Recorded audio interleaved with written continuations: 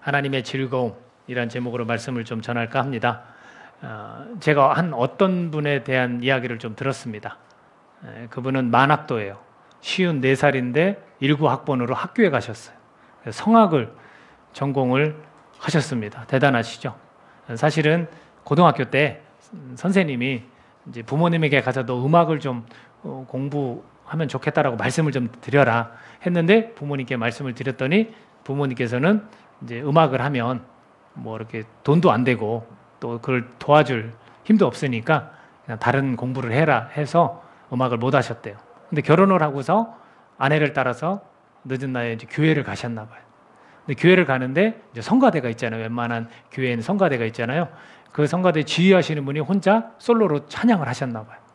그걸 듣는데 막 찌릿찌릿하더래요, 마음이. 너무나 막 감동돼서 아내한테 이제 의논을 했나 보죠. 그랬더니 공부를 해라. 당신 공부를 하면 좋겠다. 당신 일 그만두고 내가 일을 하겠다 해서 학교에 들어가셨어요. 그래서 막 길거리에서 아무도 없는 사람도 없는 데서 막 연습을 하시더라고요. 근데 이제 그분께서 그 노래를 들려주고 싶은 분이 있다고 얘기했어요. 그분이 누구냐면 아버지예요. 아버지가 말기 암 판정을 받으셔서 치료 중에 있으시더라고요. 머리는 다 이렇게 벗겨져서 없으시고 그다음에 이렇게 왜소한 그 모습으로 계시더라고요. 그래서 어머니 아버지를 모셔놓고서 이렇게 무대를 준비를 했습니다. 그리고서 You Raise Me Up 이라는 찬양 제가 어제도 듣고 막 많이 들었거든요. 근데 그 찬양을 딱 부르는 거예요. 당신 때문에 내가 일어설 수 있습니다. 그래서 아버지 앞에서 딱 불렀더니 아버지한테 이제 물었어요. 어떠시냐고. 아들의 노래를 들으시니까 어떠시냐고. 너무 즐겁다고. 정말 잘 부른다고. 그렇게 이야기를 하시더라고요. 아들이 아버지를 자기가 잘하는 것을 가지고 늦었지만 그때 비로소 공부를 시작하고 열심히 연습해서 그분한테 꼭 들려주고 싶었다 한 게 아버지였고 그 아버지한테 그 노래를 들려줬더니 그 아버지가 너무나 기쁘고 좋다고 이렇게 말씀을 하시는데 감동적이더라고요. 얼마나 그 속에서는 할 말이 얼마나 많아요, 사실. 그죠? 그게 이제 부모와 자식 간의 그런 관계일 건데 그걸 보고 너무나 감동적이더라고요. 우리를 하나님께서 자녀 삼아 주셨어요. 그래서 우리 하나님을 아버지라고 그래요.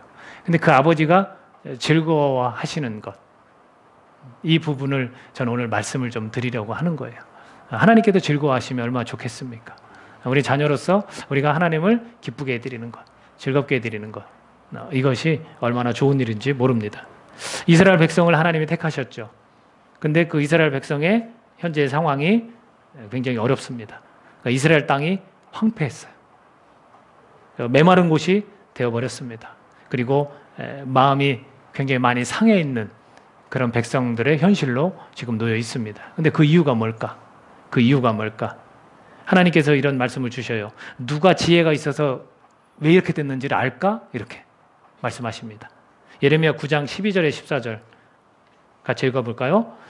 지혜가 있어서 이 일을 깨달을 만한 자가 누구며 여호와의 입의 말씀을 받아서 선포할 자가 누구인고 이 땅이 어찌하여 멸망하여 광야같이 불타서 지나가는 자가 없게 되었느냐.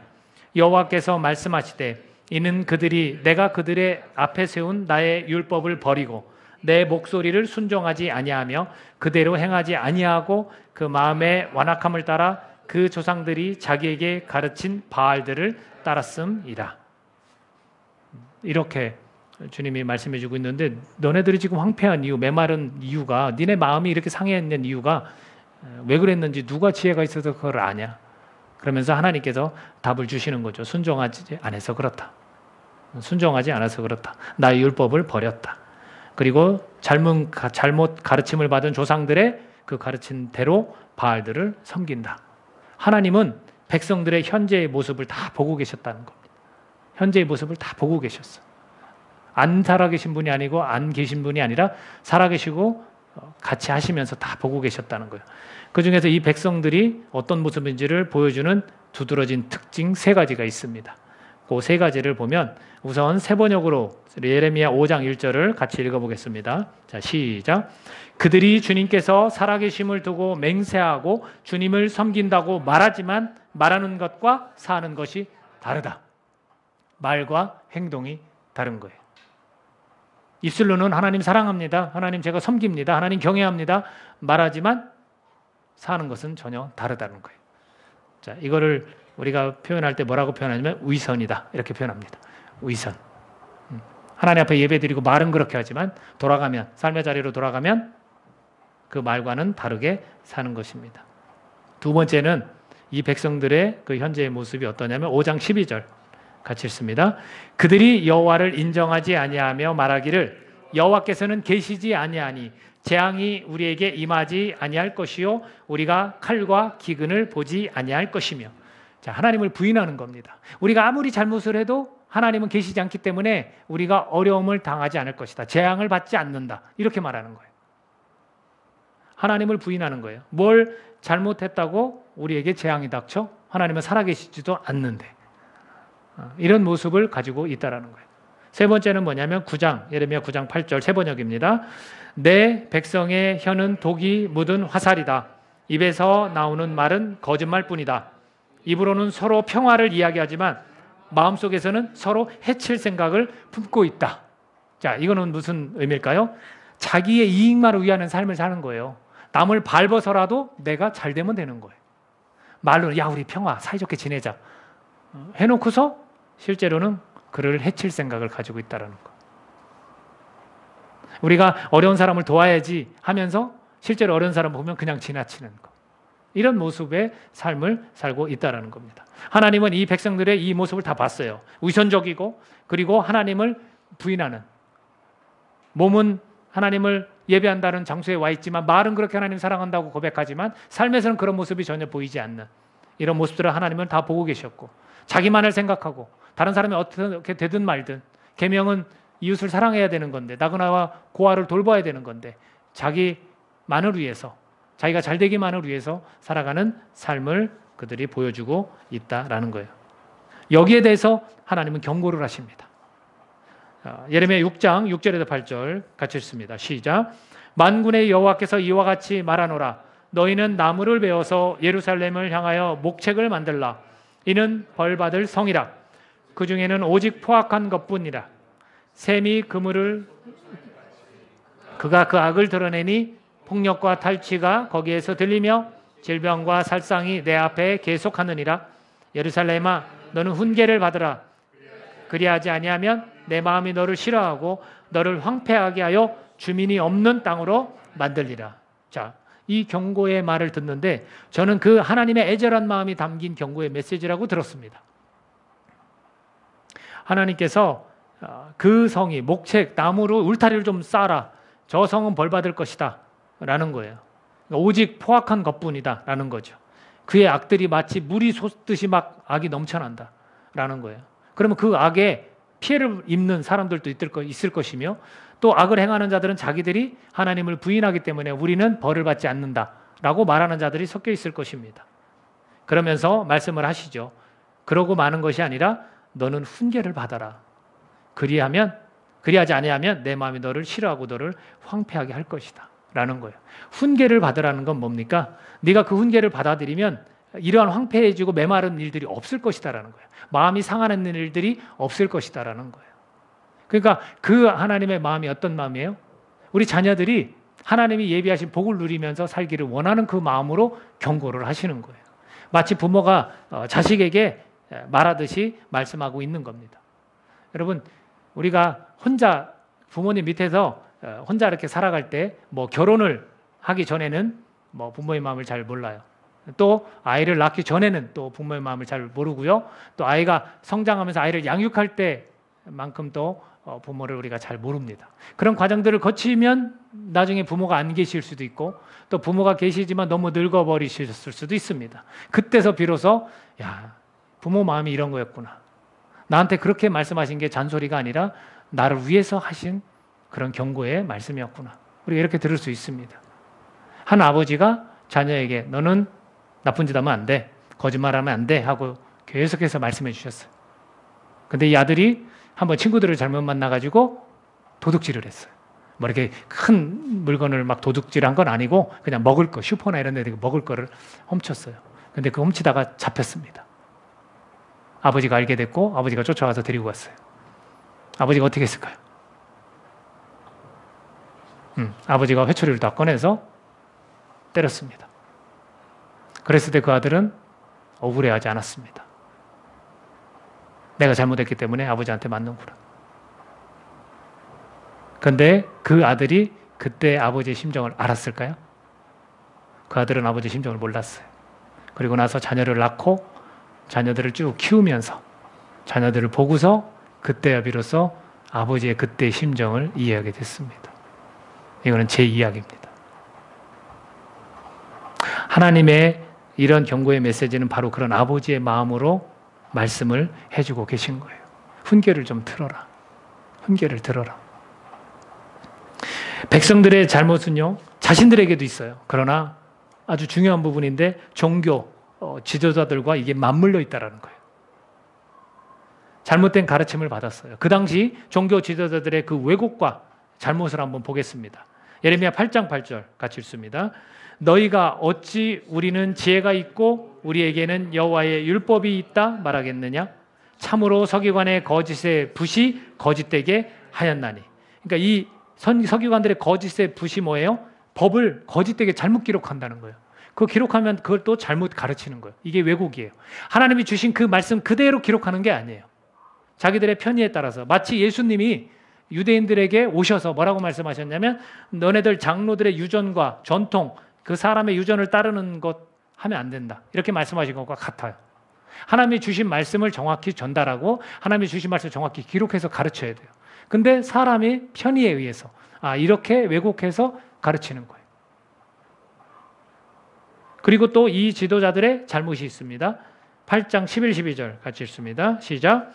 그들이 딸 내 백성의 상처를 가볍게 여기면서 말하기를 평강하다 평강하다 하나 평강이 없도다.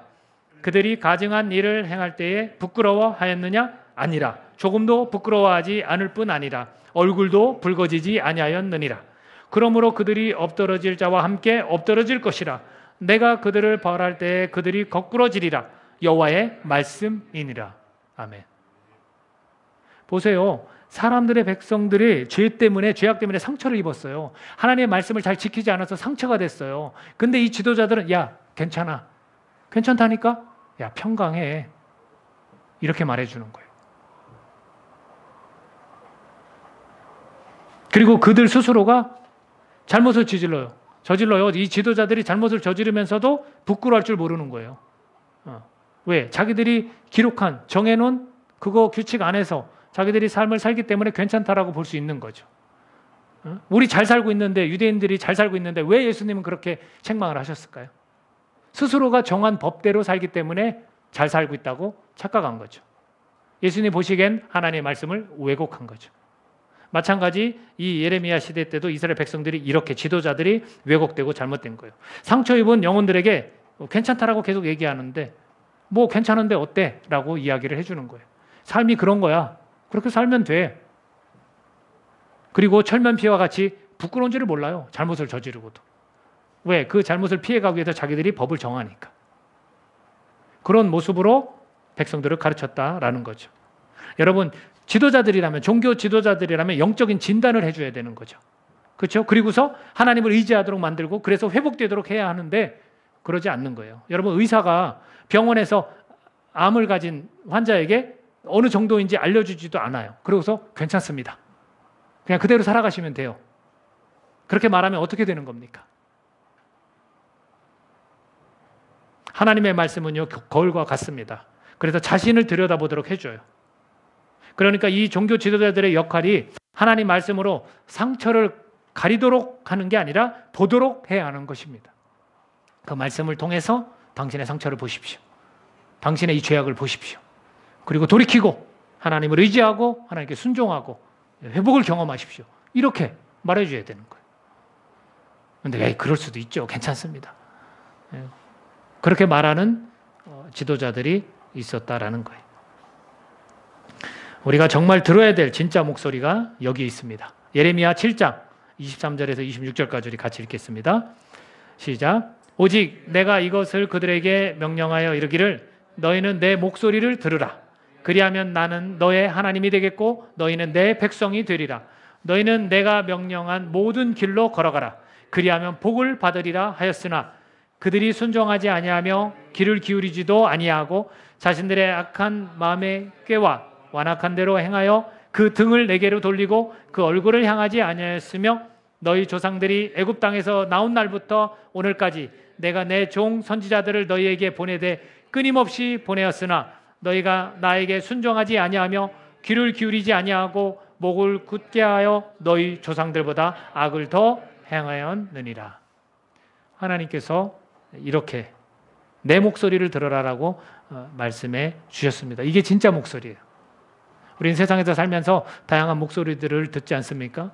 근데 하나님은 내 목소리를 들어라. 그리고 내가 명령한 길로 걸어가. 그러면 복을 받는다라고 수도 없이 말했어. 근데 너네는 그렇게 하지 않았어. 순종하지 않았어. 귀를 기울이지 않았어. 그러면서 악한 마음의 꾀와 완악한 대로 행동하면서 등을 돌려버렸어. 이렇게 말씀하십니다. 정말로 이 말씀이야말로 우리가 꼭 들어야 될 목소리라는 거죠. 그래서 하나님의 마음과 뜻이 지금 이 목소리에 있습니다. 그 목소리를 하나님의 목소리를 누구에게 주셨냐면 선지자들의 목소리로 들려지게 했어요. 수도 없이 선지자들도 보냈다는 거예요. 근데 그 선지자들 말도 듣지 않았다라는 거예요. 순종하지 않았다라는 거예요. 그러면서 그 선지자들이 예언했던 참 선지자신 예수님이 오셨죠. 그래서 예수님의 목소리를 또 이스라엘 백성들에게 들려지게 했습니다. 그들도 역시 안 들었어요. 그러나 그 목소리를 들은 자들이 있어요. 누구예요? 제자들. 제자들은 그 목소리를 듣고 그 사역을 위임받아서 오늘 우리에게까지 전달되었습니다. 전달받은 우리가 성령님의 도우심으로 우리가 진짜 목소리를 들어야 한다는 거예요. 다른 소리 굉장히 많이 들리지만 진짜 목소리, 하나님의 이 마음이 담긴, 이 뜻이 담긴 이 목소리를 오늘 우리가 들어야 된다라는 겁니다. 내가 진짜 목소리를 듣고 또 하나님께서 즐거워하시는 일이 무엇인지 오늘 찾기를 간절히 바랍니다. 하나님을 이 어떤 모습을 가지고 즐거워하세요. 그것이 오늘 우리가 읽은 이 본문의 내용입니다. 자, 다시 한번 23, 24절 우리 본문 내용 9장 23, 24절 같이 읽겠습니다. 시작. 여호와께서 이와 같이 말씀하시되 지혜로운 자는 그의 지혜를 자랑하지 말라. 용사는 그의 용맹을 자랑하지 말라. 부자는 그의 부함을 자랑하지 말라. 자랑하는 자는 이것으로 자랑할지니 곧 명철하여 나를 아는 것과 나 여호와는 사랑과 정의와 공의를 땅에 행하는 자인 줄 깨닫는 것이라. 나는 이 일을 기뻐하노라. 여호와의 말씀이니라. 하나님은 이걸 기뻐하시고 이걸 즐거워하시는 거예요. 우리가 이 땅 가운데 나그네로 살지만 하나님이 주신 복들이 있어요. 정말 누리는 것들이 있어요. 근데 그걸 자랑하지 말라는 거예요. 내가 지닌 것, 내가 이룬 것 이런 거 자랑하지 말라는 거예요. 정말 자랑할 것이 있는데 그게 뭐예요? 주님을 아는 것. 하나님을 아는 것을 자랑하라는 거예요. 그리고 하나님은 어떤 분이신지 이 땅 가운데 사랑과 정의와 공의를 땅에 행하시는 분인 걸 깨닫는 것, 그걸 자랑하라는 거예요. 그걸 자랑할 때 나는 즐겁다는 거예요. 그걸 자랑할 때 하나님은 기뻐하신다는 겁니다. 오늘 우리가 진짜 하나님의 심정이 담긴, 뜻이 담긴 목소리를 듣고 정말로 하나님께서 즐거워하시는 일을 찾을 수 있기를 바랍니다. 다른 거 필요 없습니다, 여러분. 하나님을 아는 것, 그것을 하나님은 즐거워하세요. 내가 어떤 일을 하는 게 아니라, 내가 뭘 이루어 나가는 것이 아니라 내가 그 하나님을 아는 것으로 하나님은 즐거워하신다는 거예요. 내가 하나님이 어떤 분인지를 깨닫는 것으로 하나님은 기뻐하신다는 겁니다. 예수님께서 하늘을 바라보시면서 하신 말씀이 있어요. 요한복음 17장 3절에서 이런 말씀하셨어요. 영생은 곧 유일하신 참 하나님과 그가 보내신 자 예수 그리스도를 아는 것이니라. 여러분, 영생이 영원한 생명이 뭐예요? 그냥 그걸 아는 거예요. 참 하나님을 아는 것이고 예수 그리스도를 아는 것이에요. 이만큼 중요해요. 이 자체만으로 하나님을 기뻐하시고 우리를 영원한 생명으로 인도하신다는 거예요. 예수님도 그렇게 말씀해 주셨습니다. 여러분, 오늘 등장하는 이 예레미야가 선지자예요.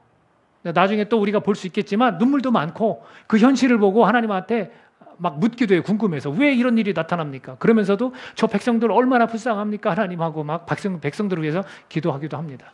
그러면 이 예레미야 선지자가 알고 있는 하나님은 어떤 하나님일까? 라는 거죠. 자, 10장, 예레미야 10장 60절 같이 읽습니다. 여호와여, 주와 같으니 없나이다. 주는 크시니 주의 이름이 그 권능으로 말미암아 크시니이다. 이방 사람들의 왕이시여, 주를 경외하지 아니할 자가 누구리이까? 이는 주께 당연한 일이라. 여러 나라와 여러 왕국들의 지혜로운 자들 가운데 주와 같은 이가 없음이니이다. 자, 10장 10절 또 읽습니다. 오직 여호와는 참 하나님이시요 살아계신 하나님이시요 영원한 왕이시라. 그 진노하심에 땅이 진동하며 그 분노하심을 이방이 능히 당하지 못하느니라. 아멘.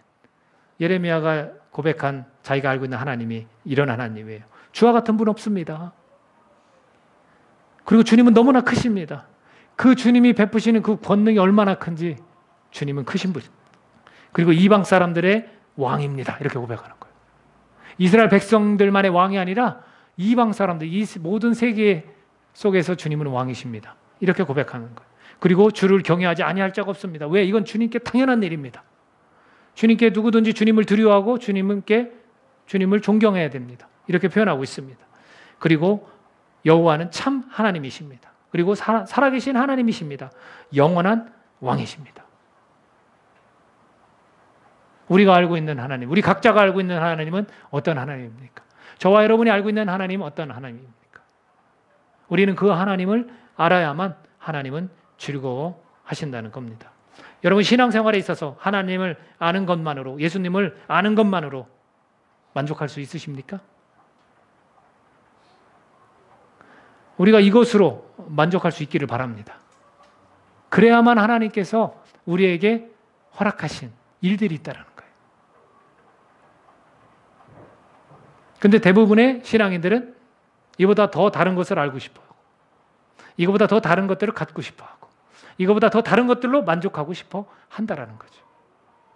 결국 그럴 때 하나님 말씀은 내 앞에 없고 나는 하나님 앞에 순종할 수 없다라는 결론이 나올 수밖에 없습니다. 하나님을 기쁘게 하는 것, 하나님을 즐겁게 하는 것 아주 간단한 거예요. 하나님을 아는 것, 하나님의 사랑과 정의와 공의가 이 땅 가운데 베풀 수 있는 분이다.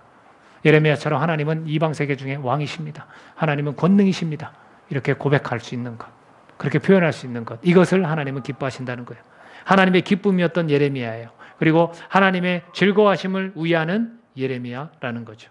여러분, 하나님께 즐거움을 선사하는 일보다 더 귀한 일이 어디 있겠습니까? 우리를 자녀 삼아 주셨어요. 자녀가 아버지를 기쁘게 해드리는 것, 이것만큼 보람되고 좋은 일은 없습니다. 하나님의 즐거움, 하나님의 기쁨을 저와 여러분이 드릴 수 있는 그런 자들이 되었으면 합니다. 뭘 해서가 아니에요. 그렇죠? 뭐 성과를 내는 게 아니에요. 정말 하나님은 어떤 분이십니다. 예수님은 어떤 분이십니다. 라고 내가 알아가는 거예요. 그걸 깨닫는 거예요. 그것만으로 하나님은 기뻐하시고 즐거워하신다는 겁니다. 내가 누구를 기쁘게 하고 내가 누구를 즐겁게 하리요? 우리 스스로에게 한번 물었으면 좋겠어요. 여러분은 누구를 즐겁게 하고 누구를 기쁘게 하고 싶으십니까? 오직 하나님만을 기쁘게 해드리는 우리 모두가 되기를 간절히 바랍니다. 그런 신앙인이 되기를 바랍니다. 그래서 우리가 이따 부를 찬양이 있는데 그 찬양도 이런 가사죠. 내가 원하는 한 가지 주님의 기쁨이 되는 것. 정말로 하나님 한 분만으로 그분을 알아가는 것을 통해서 하나님이 즐거워하신다는 것, 하나님이 기뻐하신다는 것, 그것을 여러분들 스스로도 삶에서 목표로 삼고 기쁨으로 여기면서 지낼 수 있기를 간절히 바랍니다. 같이 기도하겠습니다. 우리가 정말로 무엇을 즐겁게 하고 무엇을 기쁘게 하고 누구를 즐겁게 하고 누구를 기쁘게 하는지 되돌아봤으면 합니다. 살아계신 하나님, 여러분 얼마나 알고 계십니까? 우리가 정말로 그 이스라엘 백성들이 보였던 그런 위선, 그거를 우리가 가지지 말아야 되고, 또 하나님에 대해서 우리가 정말 놓치고 있는 부분이 뭔지, 하나님께 등을 돌리거나 하나님을 부인하는 그런 모습은 없는지 우리가 스스로를 한번 돌아봤으면 좋겠습니다. 하나님께서 말씀하신 그 명령대로 정말로 이웃을 바라보고 살아가고 있는지, 아니면 나 자신만을 위해서, 내가 잘 되기만을 위해서 삶을 살아가고 있는지도 되짚어봤으면 좋겠습니다. 하나님의 마음과 뜻이 닿는 경고의 메시지를 우리 모두가 들을 수 있기를 바라고, 하나님이 정말로 그 경고의 메시지를 통해서 무엇을 원하시는지 오늘 우리가 볼 수 있기를 바랍니다. 하나님의 기쁨이 되는 것, 하나님의 즐거움을 찾아드리는 것, 그것은 바로 우리가 하나님을 알아가는 것, 하나님이 어떤 분이신지 깨달아가는 것, 그거 외에는 없습니다. 우리가 정말로 그것을 통해서 하나님께 기쁨이 되어지고 하나님의 즐거움을 바라볼 수 있는 그런 올바른 신앙인이 다 되어줄 수 있기를 우리 성령님 의지하면서 함께 기도하는 시간 갖도록 하겠습니다. 같이 기도합니다. 하나님